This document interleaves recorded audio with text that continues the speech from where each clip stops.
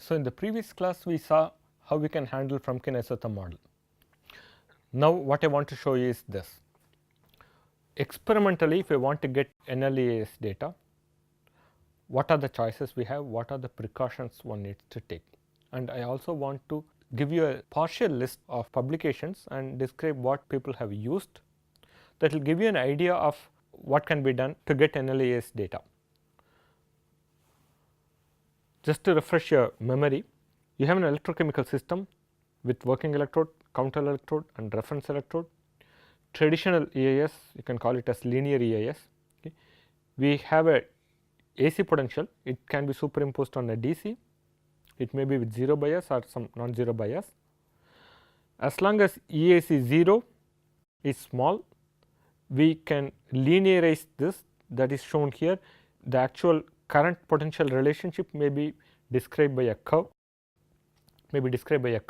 but if the changes in the potential are small, we can say that in this region the response is going to be linear.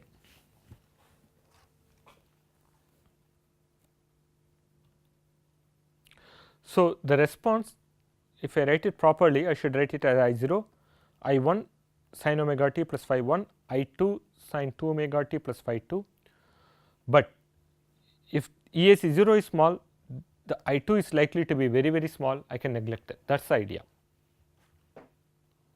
And once we have this, we can always write the impedance as del E by del I.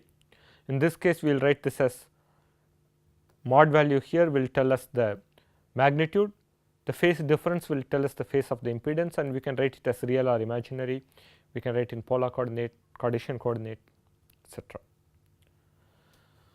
One problem in this is signal to noise ratio may be poor. If the noise level is high and we are restricted in the magnitude of EAC 0, the value of EAC 0, then signal to noise ratio is poor and we have to linearize the governing equations and solve for them. Okay. If I give large EAC 0, then I cannot neglect the second, third harmonic. I will get a response at first or fundamental, I will get a DC response also, I will get second, possibly third, fourth, etc. This value will be large compared to the case of small amplitude perturbation. Okay. Now, that means the signal to noise ratio here will be more, it is going to be better, but the linearization will not be correct here. Okay, we can't linearize the equations. So, the reason we get higher harmonics is because the relationship between current and the potential is not linear, it is exponential in a simple case, in other cases it is basically non-linear. Okay. Another thing is, so far we have taken, mostly we have taken cases where mass transfer is not rate limiting step, mass transfer is very rapid, but we have also seen cases where mass transfer can be slow. Okay. And when mass transfer is slow and the coupling between the mass transfer and the kinetics can give rise to higher harmonics. In any case, once you have higher harmonics, we are basically in the nonlinear regime. Now, why would we want to do NLEIS? One, at the fundamental we will get better signal to noise ratio, and there is a proposal or hypothesis that in some cases two different mechanisms might give rise to the same spectrum, but the higher harmonics may have a different signature. Experimentally also some publications show that the fundamental response is more or less the same, but the second or higher harmonic response can be different. Okay. We will come to that little later, but that is a proposal. So, if we can get data and if we can analyze the data, there is a possibility that it is beneficial. Now, it is not that common to find NLEIS data in the publications. There is a reason for that. One, commercial instruments, there are many instruments or many manufacturers who would supply or who would sell traditional EIS equipment. So, you can easily get a potentiostat, multiple vendors are there, they will offer potentiostat where you can control the DC bias, you can control the DC current, you can run it in galvanostatic mode and run EIS to get the response at fundamental. You can apply large amplitude perturbation, but by and large most of them will give you the impedance, that is ratio of potential to current at the fundamental. Okay. Higher harmonics would be there, but you probably will not be able to record them. So, it is not easy to get that instrumentation. When I say it is not easy to get, what I mean is you will have to write your own code, and it is possible only in certain instruments. Not all the instruments have the architecture, open architecture. So, that means in many cases you will have to get the commercial instrument along with the software, and you cannot change that. Okay. In some cases it is possible for you to get the instrument, and along with the software that they provide, you might be able to write your own command and retrieve data. In some cases you will have to buy 2 or 3 instruments and put them together and write your own software to send the command, retrieve the data and synchronize this. So, it needs a lot of work from your side. It is not off the shelf instrument. Okay. That is one. Second, after getting the data, if you want to model it, simulation is also challenging. Challenging meaning, if you linearize the equations, then to simulate the spectrum it takes very little time. For example, in MATLAB at present in 2018, for any mechanism, once the equations are written, linearized, then given a set of kinetic parameter values, it just takes a second to calculate the impedance spectrum. In case of NLEIS code, we will have to integrate, wait for some time and then take data and then do FFT. It would take anywhere between few minutes to an hour or so, depending on the complexity of the mechanism. More importantly, depending on how long we want to wait or how long we have to wait. Okay. So, this is definitely more challenging, and not everybody is very familiar with this also. In case of EIS, traditional EIS, equivalent circuit modeling is more popular, and then commercial softwares are available. In case of NLEIS, basically you are on your own. But we do believe that you get more information out of this. It is just little more challenging to get the data and little more challenging to analyze the data, but there is more information here. When you do NLEIS, you can always go to the smaller amplitude perturbation and get the traditional EIS. So, NLEIS is a extended version or more general version of EIS. Now, this is an example of experimental setup that we have constructed. Okay. We have potentiostat, a lock-in amplifier and an FFT analyzer. Okay. You can get NLEIS with potentiostat and lock-in amplifier alone, or with potentiostat and FFT signal analyzer alone. We use this, we have compared these systems. You can send sine wave from here, you can also send a sine wave from this particular instrument, but the way we have configured it is the sine wave is sent from the lock-in amplifier. This has a function generator and that is fed to the potentiostat. Potentiostat adds the DC bias to the sine wave and then controls the electrochemical cell. The current response is converted to potential and given back to lock-in amplifier. It is also set to FFT analyzer, and to know the phase difference, a trigger wave is sent from lock-in amplifier to this, it is given as reference. So, a sinusoidal potential is sent, a sinusoidal current comes, it might have a 0 phase difference, it may have some other phase difference. The trigger here says when this sinusoidal is starting, that is when it crosses 0 in this location. Crossing up is the one that triggers this. Okay.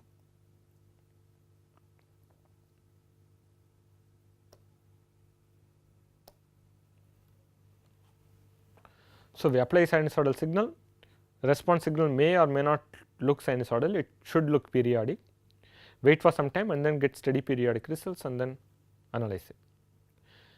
Our experience, okay, lock-in amplifier gives you a good signal to noise ratio, sometimes up to an order of magnitude better, okay, compared to FFT analyzer. It takes a little longer time for this to give you steady periodic results. So, it is not just the cell, even the instruments do have a built-in time constant, and for whatever reason measurement time is longer here, then we get good results. This uses a method called cross correlation. So, it basically takes the signal, whatever signal we get, and multiplies that with a sine wave, and also takes the signal in parallel, it multiplies with the cosine wave, and from that it calculates the components fundamental. If you want the results at second harmonic, you have to multiply by sine 2 omega t. If you want the results at third harmonic, it is possible to do that. Set it here and say that we send a wave of 1 hertz. We want to look at the resulting component. We want to look at the component at 2 hertz in the resulting current. Okay. This particular case, you can control it using RS-232 connection or GPAB connection. That is anyway probably not very relevant. Okay. This you have to optimize certain parameters. Basically, we combine these instruments and we give the settings. We have to optimize time constant, we have to optimize the filter slope. Signal input condition is basically the scaling, and you can apply filters. Most of the time we do not want to apply filters unless it is very noisy, and we have to set the wait time and data acquisition time. So, you have to wait for some time and then acquire data for some more time. Okay. And that we can optimize using electrical circuit, get an electrical circuit. You know that electrical circuit with simple resistance, capacitance and inductance will not give rise to second harmonic. If you connect this instrument via potentiostat to the electrical circuit and then look for signal at second harmonic, you should get 0 or more or less 0. So, we can optimize this and see at what condition we get the correct values. Okay. And of course, when you take for a known system, electrochemical system, you can connect it and measure the response at fundamental and calculate the impedance, and that should match with what you get normally with commercial instruments. Okay. So, we find that it is more sensitive than FFT, and second and third harmonic current goes to 0 for electrical circuit. It will go to 0 within the noise level available, it will pretty much go to 0. Okay. In case of FFT analyzer, okay, it does have little higher noise level. What it means is, if I take an electrical circuit and look at the second harmonic, even if I wait for a long time, it will not go to 0, it will go to a low value. The signal to noise ratio is not as good as what we get from lock-in. This also has a function generator. Signal to noise ratio is not as good as in lock-in. Measurement time is short here though. Okay. Even if I want to measure only the fundamental and not at higher harmonics, FFT analyzer appears to have a shorter measurement time. Okay. There are many choices available. Windowing is something that we do not recommend. The moment you start windowing, your phase will go for a toss. Without windowing, it is possible to set the parameters correctly so that you can measure the phase correctly. If you do not set the parameters, or if you do not set the filters correctly, okay, you can still measure the magnitude well, but phase will go for a toss. If you set the collection parameters correctly, you can get the phase correctly. Okay. That is something that I want to emphasize. There are different options available: linear or exponential averaging. Vector averaging is what we use. If you use vector averaging, it will keep the phase and the magnitude.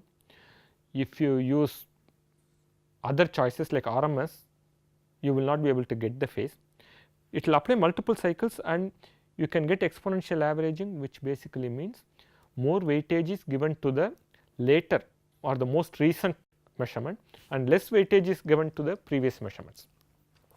Again, you can connect via GPAB or RS-232, but that is just an implementation issue. In the FFT analyzer, either in this or in general any analyzer, you will have few choices. One is called number of lines. Okay. In this case, I think we have number of lines as 200, 400 and 800. What it means is, in the frequencies I can say 0, span tells from 0 to what? I can say 0 to 10 hertz. Within that, if I say 200 lines, it is going to split this range into 200 segments. If I say 800 lines, it is going to split it into 800 segments. Okay. So, the resolution will change. Now, one problem in the FFT analyzer is because it is giving you certain spans and certain choices in the resolution, you cannot put arbitrary frequency. In case of lock-in amplifier, we can choose and say apply sine wave at 0.1 hertz, 0.11 hertz, 0.235 hertz. Now, we can choose this within the resolution given by the instrument. In case of FFT analyzer, the span values, there are limited number of choices, and of course, number of lines, limited number of choices. Okay. So, we have fixed choice of frequency. So, you have fewer choices here compared to what you have in lock-in, and of course, you have to start the trigger here. There are problems in getting the phase correctly. Okay. I will give you an example. We do not know the reason, but we know how to get the phase correctly. So, I will describe that to you.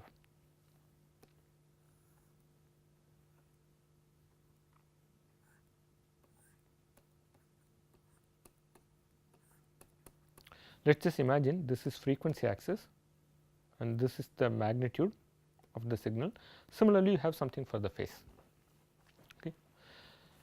Let us say you are applying a signal at 1 hertz, okay, and you want to measure the current at 1, 2, 3, 4, this all you want.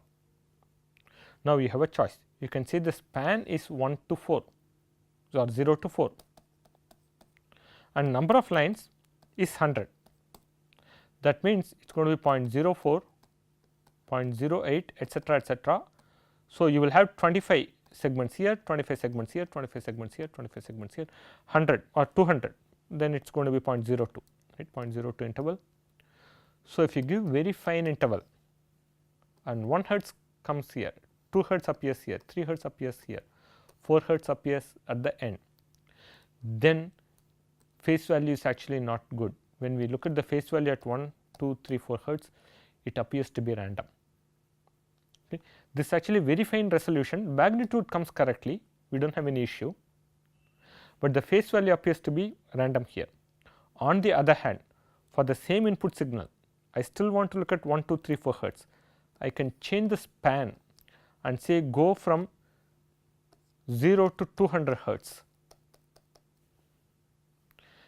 and use 200 number of lines. That means, 0 is the DC, the first is 1 hertz, the next is 2 hertz, etc. And of course, the signal is going to be very poor or very low in most of this. Okay. These cases, we get correct results for the phase. So, initially we thought that if you have fine resolution, you would be able to get good value for the phase, but we find that if you use fine resolution, the phase value goes for a toss. If you use coarse resolution just enough to get you the fundamental and high harmonics, then the phase values actually come out to be correct. Okay. It is also possible to get the FFT ratio, that is, we apply potential, we can collect signal from the potentiostat where the measured potential as well as the measured current, these are taken, and it is possible to say at E at omega divided by I at omega, but it is not possible to get high harmonics. Okay. See, when we apply sinusoidal potential, we hope that the potentiostat actually applies that potential without any distortion. But what if the potentiostat applies that with some distortion? Then it will be good to know what is the potential applied at the fundamental.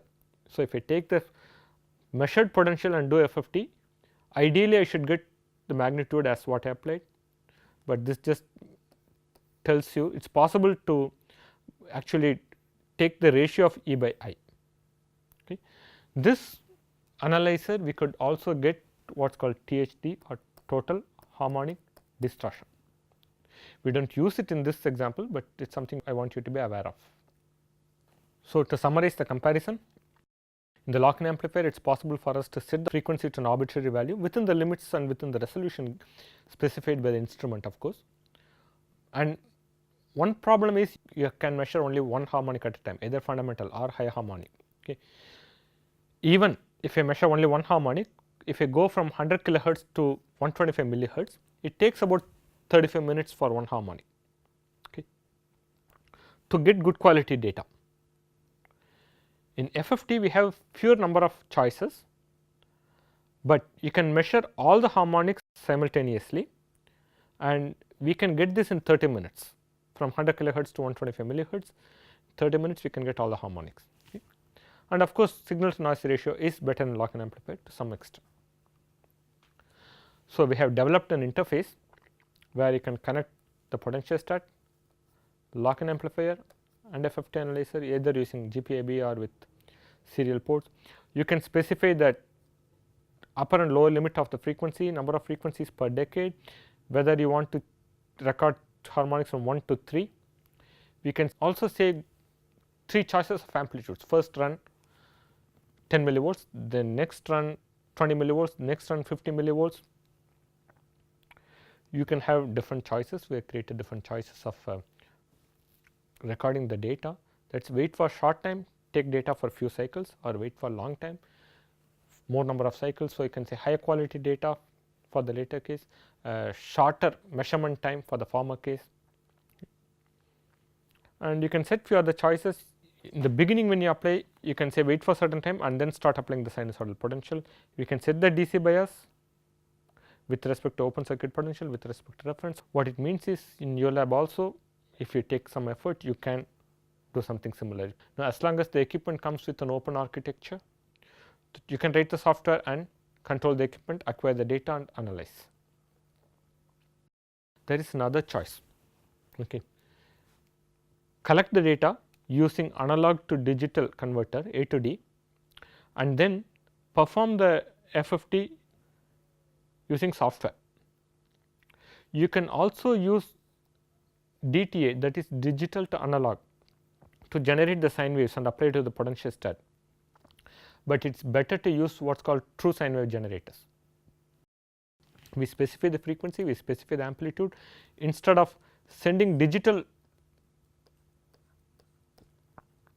approximation to a sine wave, it is better to send proper sine wave. Okay. Now, A to D converters. In the market, if you buy the A to D converters, you can get it at 16, 24 bit and recently in 32 bit. Okay. These are called delta sigma converters. Okay. They are not exactly 32 bit in one cycle, they will give you a 32 bit resolution when they average over a few cycles. Still, it is one of the better ones.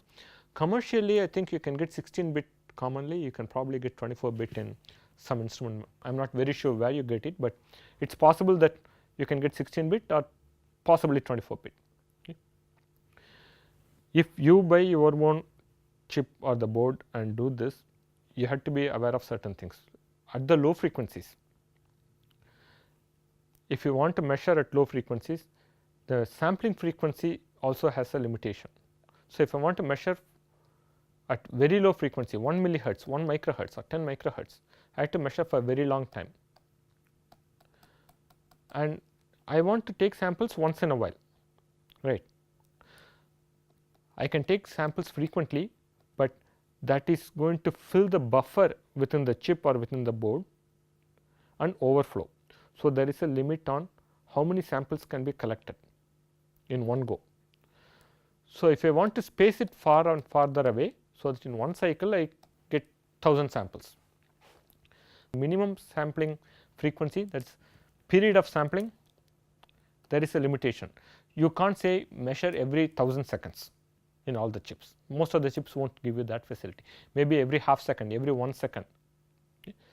Then it is okay. If the chip says you can measure at the minimum every 100 milliseconds and not slower than that, then the frequency of measurement is limited. There is a buffer size, there is a minimum sampling frequency limitation that would tell you what is the low frequency you can measure. And the high frequency, of course, what is the highest sampling frequency, that decides what is the high frequency limit that you can measure. Buffer size is usually not a problem in the high frequencies. And ideally, you should record both potential and current. You can't just say that I know I am applying a sinusoidal potential, so I will just take the current. It is better for you to acquire the current and record this potential and make sure that you are applying a sinusoidal potential, and current, of course, whatever comes you have to analyze. Okay. Now, I want to show you some examples in the literature. This is from the PhD thesis of Dr. Ning Zhu, published in 2012. What they had done is used different combinations. They have used Solitron module lab that can give you fundamental and high harmonics. They have used a Solitron potentiostat with an equipment called Newton PSM 1735. They have also used potentiostat with a A2D, that is data acquisition board, DTA board, and control using a software called LabVIEW software.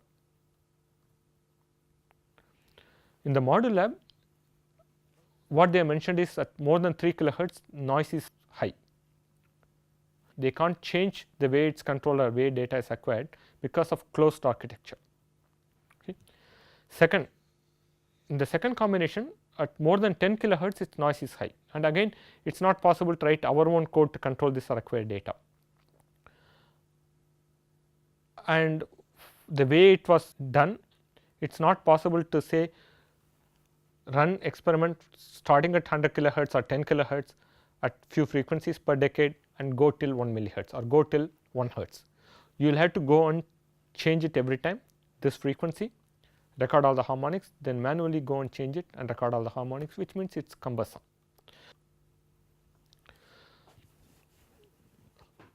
The third combination actually uses 24-bit digital to analog, and this is actually taking Professor Adler's software, I will come to that a little later, and modified that. And because it is code written by them, they can modify it as they want. At less than 50 millihertz, there was a problem in buffering. So, the recording was limited to 50 millihertz on the lower end, 10 kilohertz on the higher end, and they have used 2 power 13 points per cycle. So, you can see the 2 power 10 points is 1024, 2 power 13 is going to be around 8000 points per cycle, and they used 100 cycles. If you can imagine, at low frequencies, for example 100 millihertz, 0.1 hertz, it would take you 10 seconds. 0.01 hertz will take you 100 seconds. Okay. So, the acquisition time will keep increasing if you take many number of cycles, and I would guess that one would take many number of cycles because at fewer cycles the quality of the data or signal to noise ratio was not that good. It is a possible explanation. Okay. So, in one of the publications, Electrochemistry Communications in 2011, they had taken the simple reaction Fe2 plus to Fe3 plus, and in this publication they have focused on the double layer capacitance. Okay. So, they performed experiments using module lab and varied EAC 0, and this is with no stirring, no rotation, therefore, it is semi infinite boundary layer thickness, mass transfer is limited at low frequencies. So, what they say is if I change EAC 0 and plot Z imaginary versus Z real minus Z imaginary versus Z real, at different EAC zeros they see more or less the same result up to a limit, of course. So, if I take 10 millivolts, 20 millivolts and possibly even 50 millivolts, I am recalling from memory, okay, they see more or less same spectrum. But if they measure the higher harmonics, they do say there is a difference between 10 and 20 and 50 millivolts perturbation results. Okay. What it means is, if you take a spectrum, apply a sinusoidal potential, take the spectrum, increase the sinusoidal potential, take the spectrum again, if they overlap, we hope that it is in the linear regime. If they are quite different, we know that it is a nonlinear regime. If they overlap, it does not guarantee that it is in the linear regime. It is possible that higher harmonics are present, they are not negligible, which means basically we are in the nonlinear regime, but the response at fundamental may not change. Okay. So, basically if the response at fundamental changes, you are definitely in the nonlinear regime. If response at fundamental does not change, we hope that we are in the linear regime. So, they measured response at fundamental, this is actually current, magnitude of current First is given by the pink color line here, second is given by the blue triangle, third is by this yellowish color, fourth of course is the green color, and the fifth is the violet color. Now the thing is this, at high frequencies harmonics are present and they also depend on the frequency. Okay. So they come up with the explanation. Expectation is higher harmonics will not be significant at the high frequencies. Basically double layer, if you assume that the system can be modeled by a capacitance with a Faraday process, at high frequencies double layer capacitance will offer very little impedance. That means most of the current will go through this and very little current will go through this. Very little current goes through this, the response at fundamental itself is going to be small, response at higher harmonics will be much smaller. Okay.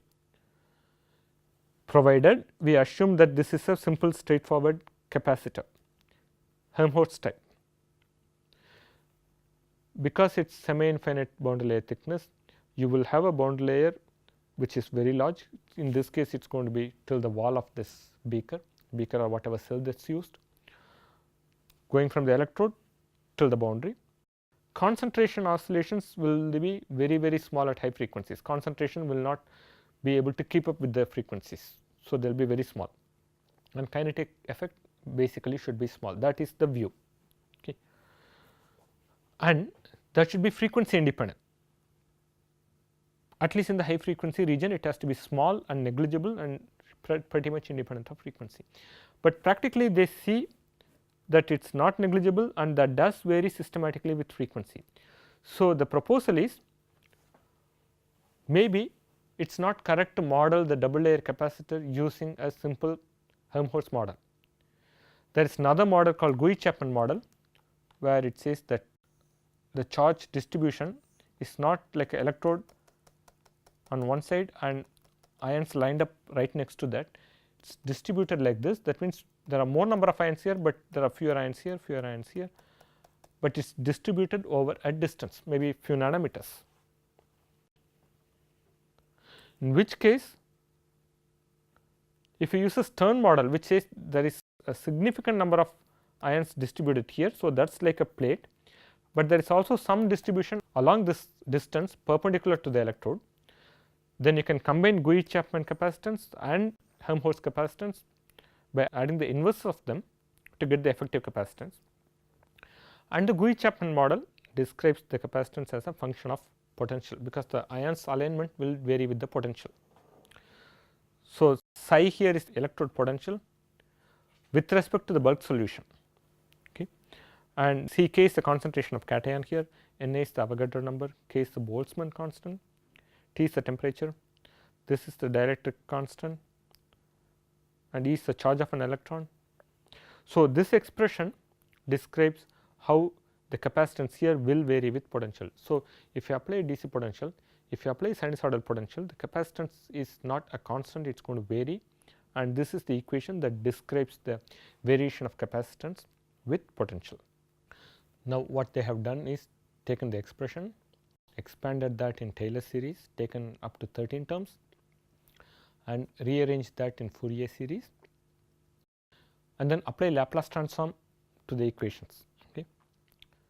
The GC, that is Gouy-Chapman, and the Stern model, right, that will show variation of higher harmonics with frequency. Of course, another method to do that is to use numerical method. You do not have to expand in Taylor series and truncate after some time. Just write the expression, calculate the current and do FFT. Okay, that is another method, but what they have done is given here.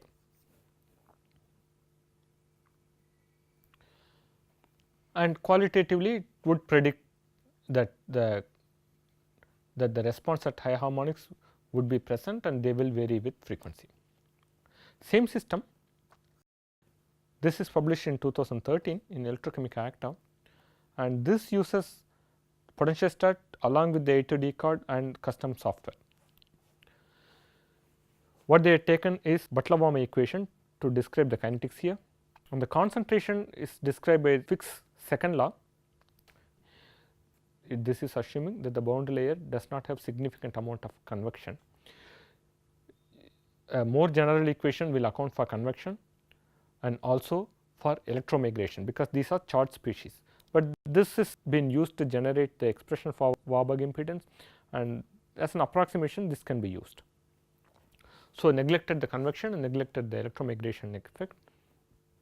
Solution resistance here, it was not kept very small, it was kept at a moderate value of 200 ohms, and it was discussed why it is kept at a moderate value. Okay. If you keep very low solution resistance, then at high frequencies the current becomes very large and the potentiostat may not be able to handle it. Okay. So, our solution has to be kept to some moderate value or large value. If you keep it very large, what happens is the current value is small at all the frequencies and higher harmonics become very small, that means you will get poor signal to noise ratio. So, as a compromise they have kept it at 200 ohms.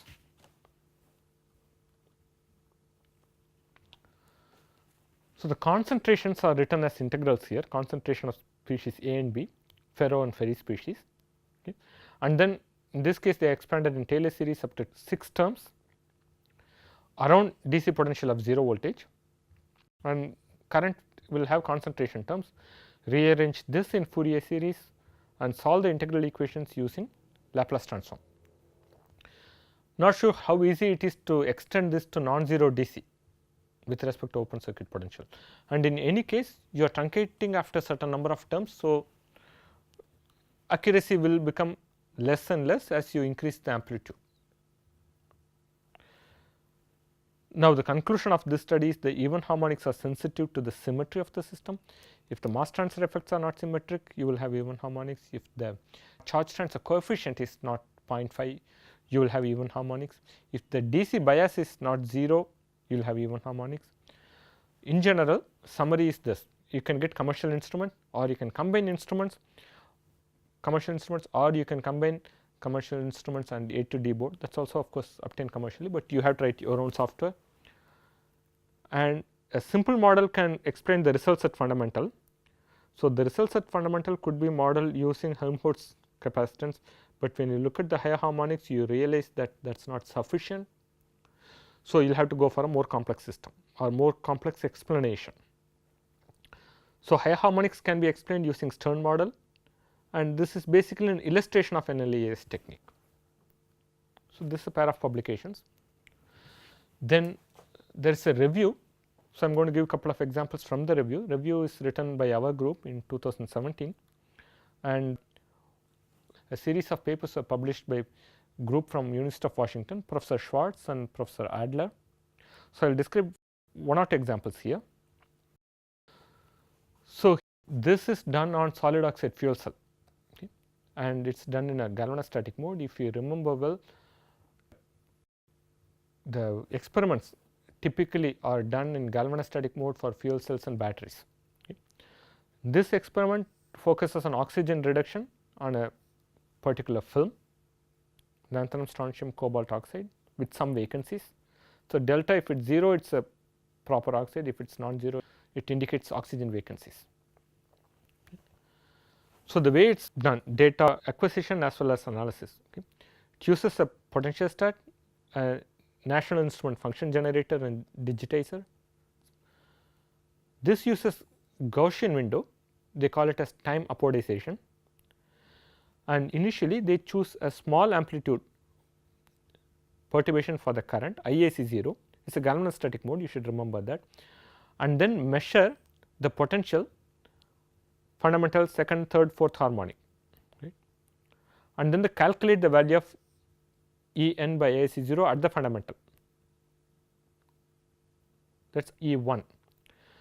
Now, keep increasing the IAC 0 and see when this ratio starts to change. Okay. So, until then you are in linear regime, at a particular IAC 0 and beyond that we are in the nonlinear regime. So, we record this IAC 0 where you start seeing nonlinear effect, okay, and that is denoted by IAC 0 NL.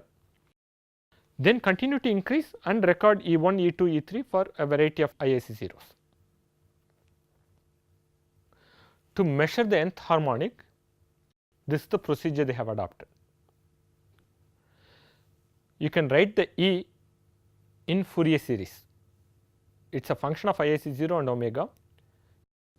This is the amplitude E1, E2, E3 etc. sine n omega t plus phi n, the complex notation. Instead of taking the potential and applying FFT on it, what they have done is take this equation, apply Gaussian window on this equation, because in the experiment also they are applying the Gaussian window. They are not performing FFT in the very beginning. They will apply Gaussian window and then do Fourier transform.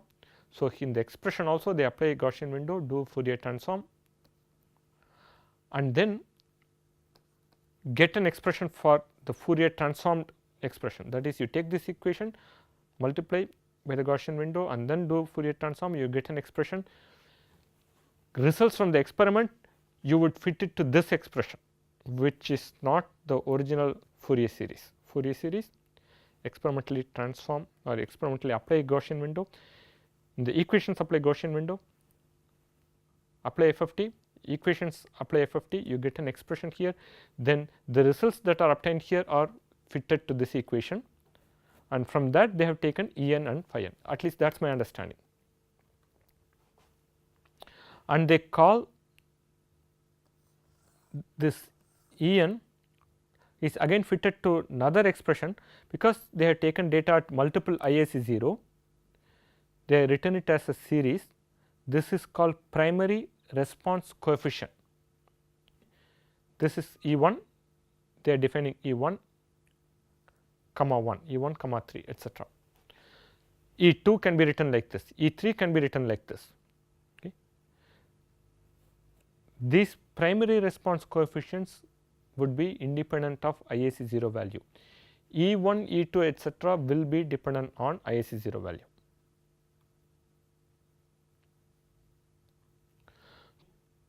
To get this E n comma n plus 2r minus 2 from these En values,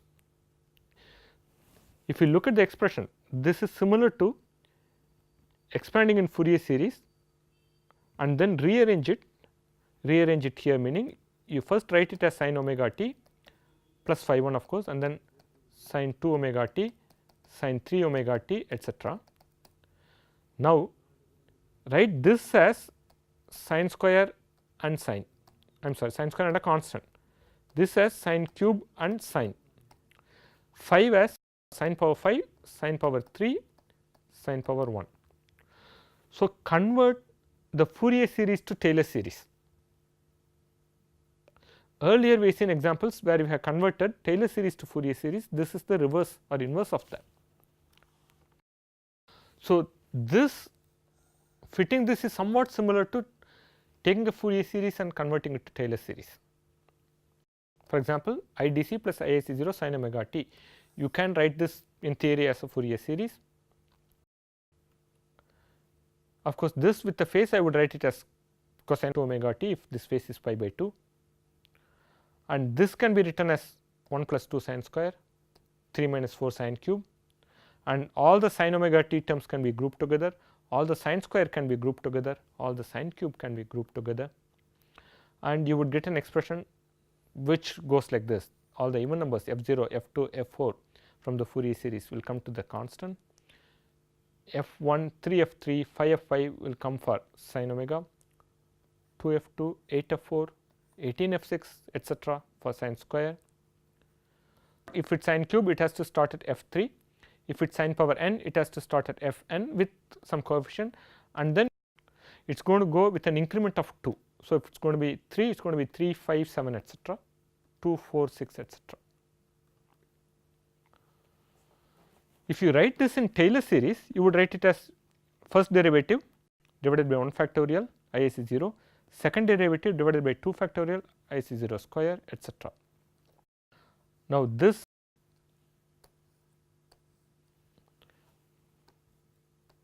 is proportional to IIC 0, this is proportional to IIC 0 square, this is proportional to IIC 0 cube. In general, the nth term will be proportional to IIC 0 power n, and that is the same as what you would get from the Fourier series.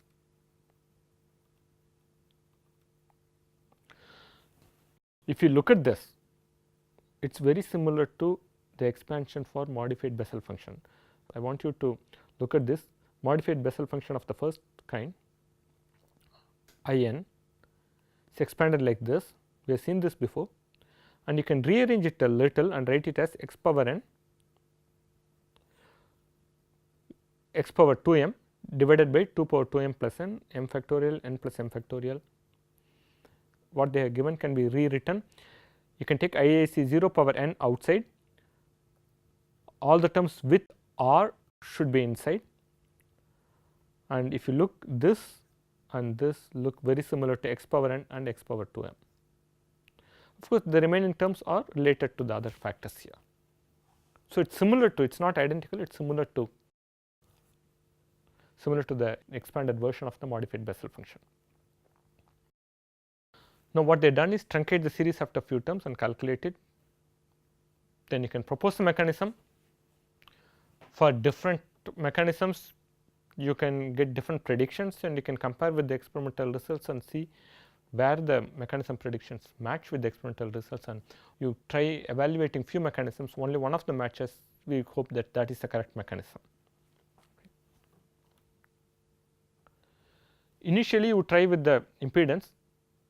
If multiple mechanisms show good match with the impedance, then you can compare the higher harmonics coefficient, in this case the primary response coefficient at 2 or 3.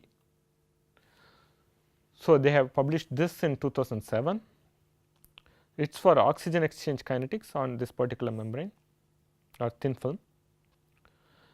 They looked at two different mechanisms. In one, oxygen adsorbs on the surface and then dissociates. Dissociation is the rate limiting step, and it goes over an energy barrier. Another choice for the same overall reaction is for oxygen to dissociatively adsorb. That means, when it adsorbs, that time itself it dissociates and adsorbs, and that step without energy barrier. Those are the two mechanisms they compared, and they used a factor called gamma factor that is related to the oxygen vacancy concentration, the delta, as well as the partial pressure of oxygen used in the experiments. We do not need to worry about it, I just want you to get an overall idea of what is done. So, E11 is basically response at fundamental. Instead of plotting the ratio of potential to current, they have plotted the potential value itself. So, for three different values of partial pressure, it looks like a semicircle, not exactly semicircle, somewhat distorted semicircle. First mechanism for three different gamma values corresponding to these partial pressures predicts, and these three you can say are more or less overlapping. First mechanism, best fit parameters predict that all three values would give you same result. Second mechanism also predicts this well. That means, for optimized set of parameters, we can't distinguish between these two mechanisms. We can't say this mechanism describes the results correctly and the other one does not. Both of them describe the result correctly. So, the response at fundamental or the impedance alone is not sufficient to identify which mechanism is the right one. Now, if you look at the response at higher harmonics, which is written, converted and written as E2, 2, you have a difference at three different partial pressures. 21% is given by the green color square, 5% is given by the red color circle, and 1% where results are given by the blue triangles.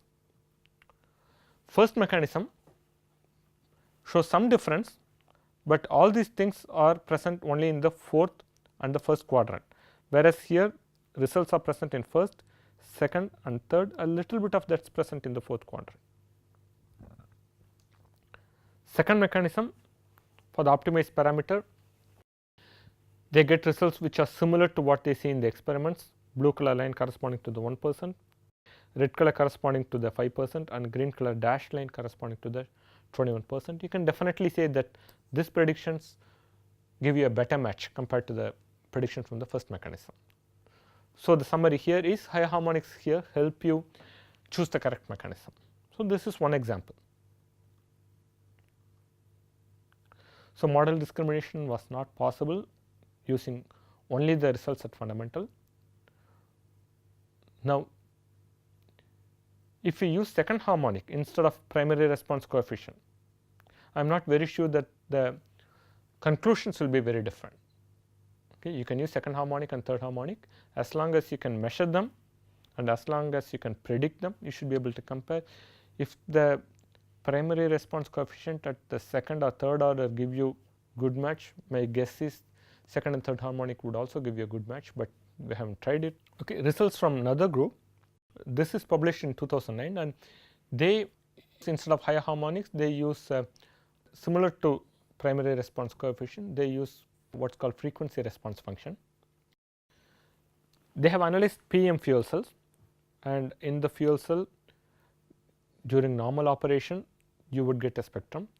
You can deliberately dehydrate the membrane and get a spectrum. You can deliberately cause what's called flooding and get a spectrum. These are undesirable processes. It is possible to have carbon monoxide poisoning, this is also not desirable, but we can deliberately introduce this, and see the result. Okay.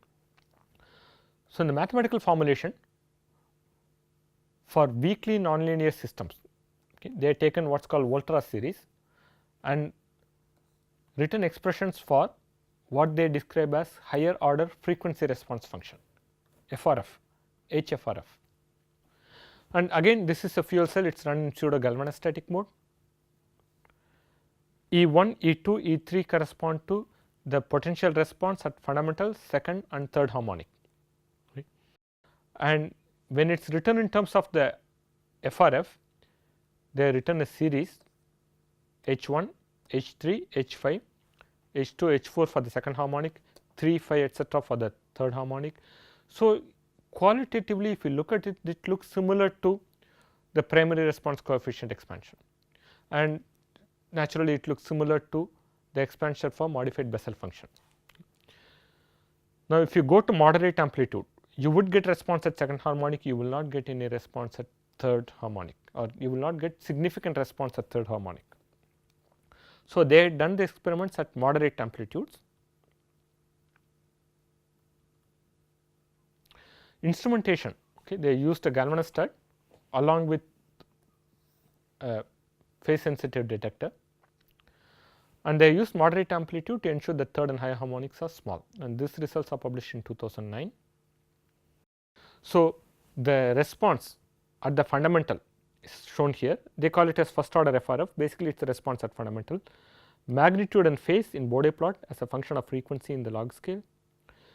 Normal operation results are given by the green color line here. If you cause dehydration, there is a slight increase in the magnitude and there is a slight change in the phase. If you cause flooding, there is a significant change in the magnitude and phase. So, flooding can be easily identified. In another experiment, they have operated it normally. They have also operated by introducing a 10 ppm concentration of carbon monoxide, and that causes an increase in magnitude and a slight change in phase. Now, if you compare these two, you can say that the red color circles are completely different, significant difference is there between the red color circle and the other two, but these two are slight differences. And look at the scale, this is going from 0 to 2 and this is going from 0 to 0.08. So, this difference, if I put it in the same scale here, I can't really tell whether the increase is because of carbon monoxide poisoning or increase is because of dehydration. Both dehydration and carbon monoxide poisoning have the same signature, and quantitatively it is not very clear difference, whereas flooding causes a significant difference. So, response at fundamental is not sufficient to distinguish between dehydration and CO poisoning at 10 ppm level. Whereas, if you look at the second order frequency response function, CO poisoning gives a significant difference in the phase and in the magnitude, whereas dehydration shows a slight difference. So, if you look at the frequency range and look at the signal in actual operation, when you do not know what the problem is, in these cases they have controlled this environment and caused dehydration, they have controlled the environment, introduced CO poisoning. During operation, if you measure the FRF and measure the response at fundamental and second, then if there is a problem, you would be able to identify whether there is a dehydration or whether there is CO poisoning or whether there is flooding. Okay. That is the idea behind this experiment. So, if you measure the first and second FRF, then you can distinguish between normal operation and dehydration and CO poisoning and flooding. Okay. Now, this even without model development, just by measuring this and analyzing the data, it is possible to do. Of course, if you can develop a model, it is better, but correlation between physical process and NLEIS data is still useful. There is another way to use the NLEIS data. Instead of measuring second harmonic, third harmonic, etc., you can measure what is called total harmonic distortion. Okay. Imagine you are applying a pseudo potentiostatic mode. You are applying a sinusoidal potential on top of a DC potential. You have response at I0 DC, I1 as fundamental, I2, I3, I4 for high harmonics. Take the absolute value of all those magnitudes, square them and add. Okay, square them and add them. Take the square root of that and take the ratio of that value to the response at fundamental. This is called total harmonic distortion, THD.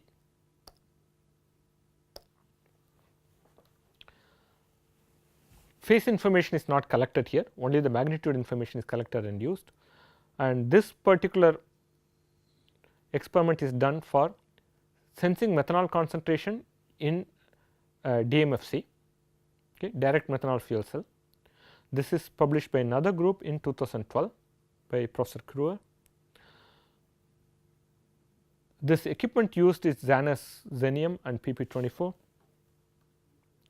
Other equipment also can give you a total harmonic distortion, and what they have done is look at THD as a function of frequency for various methanol concentrations, and the summary is that you can use THD to calculate the concentration. They proposed two different models. One is a single step reaction, another is a 3-step reaction with adsorption isotherm given by Temkin or Fromkin isotherm, and compared the predictions with the experimental results. I am not showing you all the details, but by comparing these results, they claim that 3-step reaction is more appropriate to describe this DMFC operation. Okay. So, to summarize, NLEIS measurements are fewer.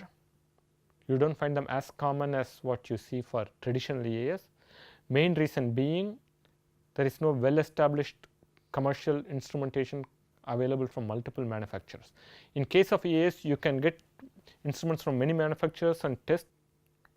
In case of nonlinear EAS, there is no well established standard. Okay. There are different methods of analyzing. One is FFT analyzer, another is phase sensitive detector, lock-in amplifier, another is to take the data and use software to analyze this, use software to perform the FFT. And there are few choices available. Either you have to use the few choices or you have to do the work of integrating and writing the code. Okay. But I think in the future more and more of this NLEIS features will become standard in the equipment in a few years perhaps. Okay. And the literature shows a variety of analysis and data processing techniques. People use harmonics, people extract information from the harmonics and call it as primary response coefficient or higher order frequency response function. Sometimes people use a total harmonic distortion, and mostly right now what you see is empirical correlation between physical processes and the results, but in the future hopefully there will be more physical model based interpretation of the data.